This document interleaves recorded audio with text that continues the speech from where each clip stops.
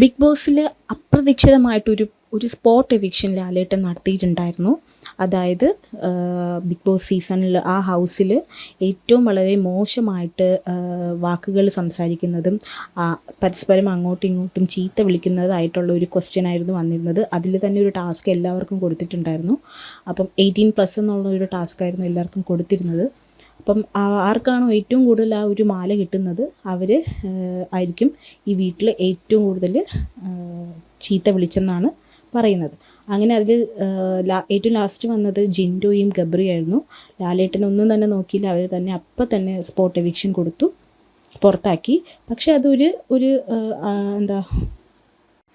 പക്ഷെ അവരെ താൽക്കാലികമായിട്ടാണ് എലിമിനേറ്റ് ചെയ്തത്. അവരെ കണ്ണ് മൂടി കെട്ടി ഒരു ആക്ടിവിറ്റി റൂമിലോട്ട് കൊണ്ടുപോയി അവരോട് കുറേ ചോദ്യങ്ങൾ ചോദിച്ചു, എന്തിനാണ് ഇങ്ങനെ സംസാരിച്ചതെന്നും.